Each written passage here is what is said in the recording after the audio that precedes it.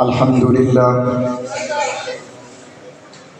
للہ وکفى والصلاة والسلام على عباده الذين اصطفى اما بعد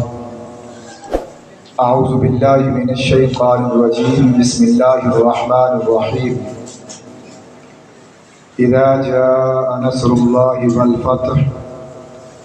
ورأيت الناس يدخلون في دين الله افواجا صدق اللہ العظیم۔ انتہائی واجب الاحترام قابل صد احترام حضرات علماء کرام اور صافی حضرات، ساتھ مجمع کے اندر بیٹھنے والے عزیز طلباء کرام، السلام علیکم ورحمۃ اللہ وبرکاتہ۔ چند باتیں سمجھنے کے لیے آپ حضرات کی توجہ میری طرف رہے گی، تو میں چند باتیں عنوان کے مطابق کہہ کر آپ سے اجازت چاہوں گا۔ سب سے پہلے آج کا یہ پروگرام صرف اور صرف 14 اگست کے حوالے سے انعقاد پذیر ہے۔ میں سب سے پہلے خراج عقیدت پیش کرتا ہوں GTI کے تمام ممبران کو کہ جنہوں نے دن رات محنت کر کے اس پروگرام کو انعقاد کیا اور وہ الحمدللہ اپنی آب و تاب کے ساتھ اختتام پذیر ہونے والا ہے۔ میں چند باتیں آپ کے سامنے 14 اگست کے حوالے سے اور برِ صغیر کے حوالے سے گوش و گزار کر کے اجازت چاہوں گا۔ یہ 14 اگست 1947 کو ہمارا ملک پاکستان، یہ وطن عزیز معرض وجود میں آیا۔ یہ بات تاریخ کے اوراق پہ لکھی جا چکی ہے کہ ملک پاکستان 14 اگست کو بنا، لیکن اگر 14 اگست کے بننے سے پہلے کی تاریخ کے اوراق کو پلٹا جائے تو یہ تاریخ کے اندر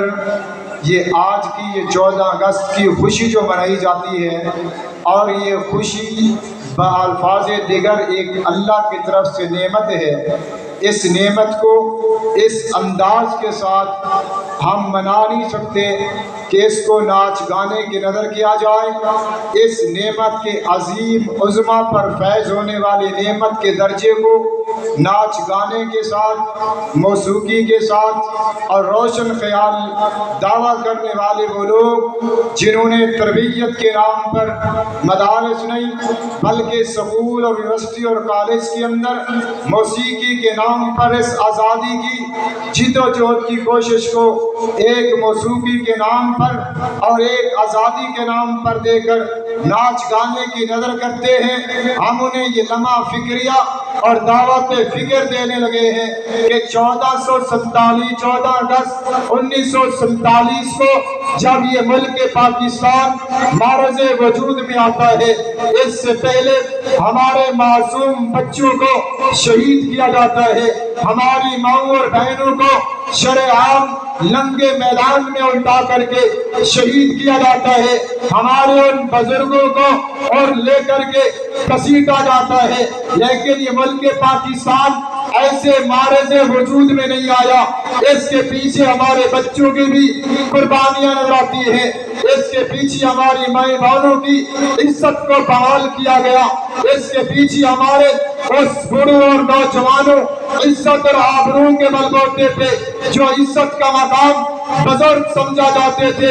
ان کو بھی شہید کیا گیا۔ تو آج کے اس پروگرام کے انعقاد پر ہم خراج عقیدت پیش کرتے ہیں ان پاکستان کے بنانے والے شہداء کی روحوں کو ہم مخاطب کر کے کہتے ہیں ہم آپ کی تاریخ کو بھولے نہیں ہیں، ہم آپ کی قربانیوں کو بھولے نہیں ہیں۔ آج ہم مساجد میں کھڑے ہو کر کے، مدارس میں کھڑے ہو کر کے آپ کی روحوں کو خراج عقیدت پیش کرتے ہیں۔ ہم کہتے ہیں کہ آپ کی منت ہمارے اوپر، آپ کی عزت مقام کی خاطر آپ نے کئی ہزار نہیں لاکھوں اور اربوں مسلمانوں کو انگریز کی غلامیت سے نکال کر کے ہمیشہ آزادی کے راستے پہ چلایا۔ ہم آپ کی اس کوشش کو، ہم آپ کی اس جدوجہد کو، ہم آپ کی اس قربانی کو، ہم آپ کی اس سائی کو اور ساری جمیلہ کو خراج عقیدت پیش کرتے ہیں۔ نعرے تکبیر، نعرے تکبیر۔ پاکستان اکابرین علماء دیوبند، خطیب اسلام حضرت مولانا عبدالجبار صاحب حیدری۔ دوسری بات کہ ملک پاکستان میں پاکستان کے بننے سے پہلے ہندوستان اور عرب اعظم کے اندر اگر بر صغیر میں تاریخ ریشمی رومال ہو، اس بر صغیر کے اندر تاریخ مواصلات ہو، اس جنگ بر صغیر کی جنگ کے اندر 1857 کی جنگ آزادی ہو، تو ہر دور کے اندر ہر جنگ کے اندر اگر قوت اور طاقت کے ساتھ اور ایمانی جذبے کے بلبوتے پہ اگر میدان سجایا ہے تو اکابرین علماء دیوبند نے سجایا ہے۔ دوسری بات، جب 1857 کی جنگ آزادی میں مسلمان اکٹھے ہوئے کہ کسی نہ کسی طریقے سے انگریزوں کی غلامی یا سمنی کے جائیں، جب یہ جتھا علماء کرام اور نوجوانوں کا ایک جگہ پہ اکٹھا ہوتا ہے، ایک بزرگ اٹھتے ہیں، کہتے ہیں کہ ہم انگریز کے مد مقابل کھڑے ہونے کے قابل نہیں ہیں، ہمارے پاس وہ دولت نہیں، ہمارے پاس وہ گھوڑے نہیں، ہمارے پاس وہ تلواریں نہیں، ہم بے سر و سامان کے اندر بیٹھے ہوئے ہیں۔ اسی گفتگو کو سننے والا ایک مرد کلندر اٹھتا ہے، تو مرد کلندر شیر کی طرح دھان لگا کر آگے بڑھ کے کہتا ہے، جس کی سیرت کی کتابوں میں اور جس کی آپ بیتی میں لکھا ہے عمر 24 سال ہے، ایک شیر کی دھان لگا کر کے میدان میں اترتا ہے اور یہ کہتا ہے کہ ہم پیچھے کی تاریخ کو دیکھیں، ہم دیکھتے ہیں جنگ بدر میں صحابہ کی جماعت کو، کیا ہم صحابہ کی جماعت سے 313 سے کم زیادہ نہیں ہے، ہم اس سے بھی کم نہیں ہے، اس سے بھی زیادہ ہے، ہم اس کی جنگجو آزاد میں صلاح کے طور پر بھی زیادہ ہے، لیکن ان 313 نے ایمانی جذبے کے بلبوتے پہ ان ہزاروں کی تعداد میں قوت کفر کو ہمیشہ کے لیے نیست و نابود کر کے اسلامی پرچم کو عرب کی دھرتی پہ لہرایا ہے۔ آج بر صغیر کے اندر ہم انشاءاللہ شاملی کے میدان کو بھی سجائیں گے۔ 1857 کی جنگ کی آزادی میں حصہ لے کر کے بر صغیر میں انگریز سے آزادی لے کر کے ہمیشہ کے لیے آزاد ہونا چاہیے ہیں۔ وہ 1800 جنگ کی آزادی کا ہیرو، 1857 کی جنگ کی آزادی کا بادشاہ، جسے دنیا کے رات قاسم ننوتوی الخیرات علامہ قاسم ننوتوی کے نام سے جانتی ہے۔ وہ قاسم ننوتوی 1857 کی جنگ کی آزادی میں شاملی کے میدان کو سجاتا ہے، تو تب بھی علماء دیوبند نظر آتے ہیں۔ 1866 میں عرب انڈیا کی سرزمین پہ ایک مدرسہ دارالعلوم دیوبند کے نام پہ قائم کرنے والا دیوبند کا بیٹا نظر آتا ہے، جنہوں نے ملک پاکستان کے اندر اتنی قربانیاں دی ہیں۔ تب تو قائد اعظم محمد علی جناح نے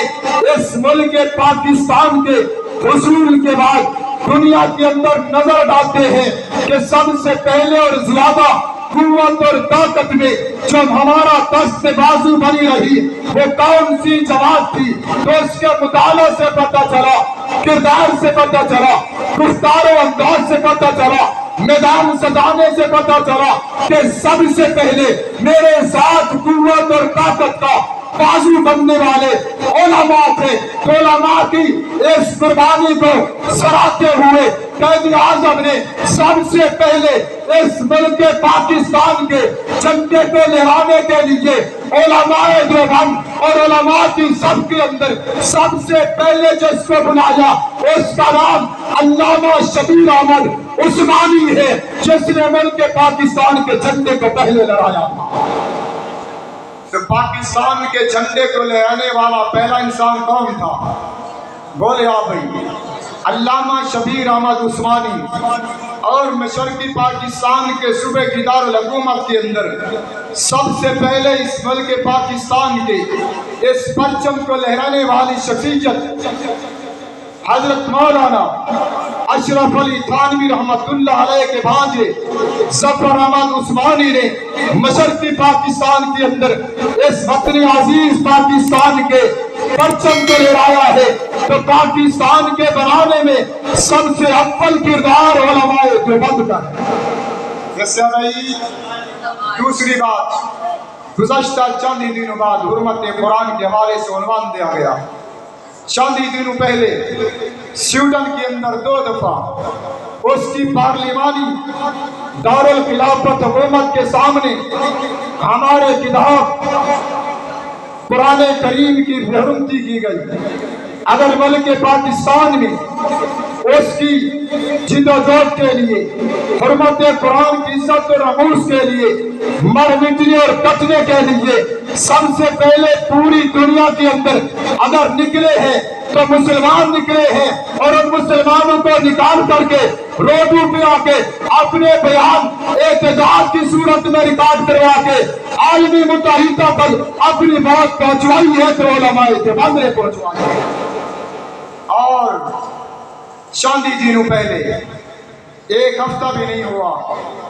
ہمارے اس مرد کلندر حق کی آواز، حق کی پہچان 40 سال عرصہ پہلے جس نے مسجد کے منبر و محراب پہ کھڑے ہو کر کے ایک لفظ بولا تھا، اللہ نے اس کے خون کی برکت کی وجہ سے اس کے لفظ کو اللہ نے بطور خوشی کے اور بطور ایک تحدیث پہ نعمت کے طور پہ اللہ نے بتا دیا ہے۔ وہ مرد کلندر جنگ سے اٹھا تھا جس نے پوری کائنات کو اپنے لپیٹ میں لے کر کے حق کی آواز کو بلند کیا تھا، اور نمون سے صحابہ کی خاطر، اما عائشہ کے دوپٹے کی نموز کی خاطر نکل کر کے یہ آواز لگائی تھی کہ انشاءاللہ سینٹ کے اندر نمون سے صحابہ کا دل پیش ہو کے رہے گا۔ ہوا کہ نہ ہوا؟ موجودہ حکمران کے ساتھ ٹکر لے کر ہمارے اکابرین علماء دیوبند، جمعیت علماء اسلام، اہل سنت والجماعت کے اکابرین نے وہ سینٹ کے اندر بل منظور کروا کے چھوڑا ہے، تو اللہ تبارک و تعالیٰ نے پوری کائنات کے اندر ازل سے نہیں بلکہ حضرت آدم سے لے کر عیسیٰ روح اللہ تک، پاک پیغمبر سے لے کر آج تک اگر حق و صداقت کی نشانی کے لیے اگر باطل کے روبرو کھڑا ہے تو اکابرین علماء دیوبند، اکابرین علماء حق علماء دیوبند، اکابرین علماء حق علماء دیوبند، مسلک اہل سنت والجماعت۔ ہم یہ پروگرام اس لیے انعقاد پذیر کیا ہے کہ ہمارے چھوٹے بچے اور آنے والی ہماری نئی نسل کو پتہ چلے کہ ملک پاکستان بنانے والے علماء تھے۔ کون تھے بھائی؟ سب بولے کون تھے؟ علماء تھے۔ اور آج سیکولر نظام کے روشن خیال لوگ اس آزادی کو، اس نعمت عظمیٰ کو چاہیے تو یہ تھا کہ ان بنانے والے پاکستان کے مصور پاکستان علامہ اقبال کو خراج عقیدت پیش کرتے، چاہیے تو یہ تھا کہ بانی پاکستان قائد اعظم محمد علی جناح کی روح کو خراج عقیدت پیش کرتے، چاہیے تو یہ تھا کہ ان بڑوں، نوجوانوں، معصوم، چھوٹے اور بڑے، مرد و عورت کی روح کو خراج عقیدت پیش کرتے، لیکن یہ تقاضا نہیں ہے۔ اس نعمت عظمیٰ کی صدا کو، اس نعمت عظمیٰ کی بہار کو انہوں نے موسیقی کا نام دے کر کامیاب کرنے کی کوشش کی ہے، ناچ گانے کا نام لے کر کامیاب کرنے کی کوشش کی ہے، اور اپنے گانے اور ناچ گانے کے ساتھ ساتھ نہیں ہے، بلکہ چاہیے تو یہ تھا کہ جس طرح ہم اس مسجد کے اندر یہ آگے نو کرتے ہیں کہ ہم عقیدت کے ساتھ، محبت کے ساتھ، پیار کے ساتھ خراج عقیدت پیش کرتے ہیں ملک پاکستان بنانے والوں کی روح کو بھی، اور ملک پاکستان بنانے والے شہداء کی روح کو خراج عقیدت پیش کرتے ہیں۔ اپنی بات کے اختتام پہ ہم یہی کہنا چاہتے ہیں کہ جس ملک پاکستان کو جس کلمہ طیبہ کے نام کی بنیاد پر بنایا گیا، آج اس ملک پاکستان کی صوبائی حکومت ہو یا پاکستان کی سینٹ کی حکومت ہو، عالمی برادری ہو، ملک پاکستان میں یہ بل بھی منظور کرایا جائے کہ جس مقصد کے لیے اس خطے کو، جس مقصد کے لیے اس ملک کو، جس قسمت کے لیے اس خطے کو، اور جس مقصد کے لیے اس ارض مقدس کو معرض وجود میں لیا گیا، اس کا مقصد کیا تھا؟ لا الہ الا اللہ تھا۔ اس کا مقصد نفاذ شریعت ربی تھا۔ اس کا مقصد نظام مصطفیٰ تھا۔ اس کا مقصد نظام خلافت راستہ تھا۔ تو آج ہم اس بیان اور اس پروگرام کی وساطت سے یہ کہنا چاہتے ہیں، ملک پاکستان کے اندر نظام مصطفیٰ ہو اور نظام خلافت راستہ ہو۔ سب اتفاق کرتے ہیں کہ نہیں کرتے؟ ہونا چاہیے کہ نہیں ہونا چاہیے؟ ہم ملک پاکستان کے واسی ہیں۔ ملک ہر کسی کو عزیز ہوتا ہے، جگہ ہر کسی کو عزیز ہوتی ہے۔ ہم اس کے واسی ہیں، ہم ملک پاکستان کے باشندے ہیں۔ میں آپ کے اس توجہ کو 1500 سال پہلے عرب کی دھرتی پہ اس شخصیت کے اوپر مرکوز کرنے لگا ہوں جس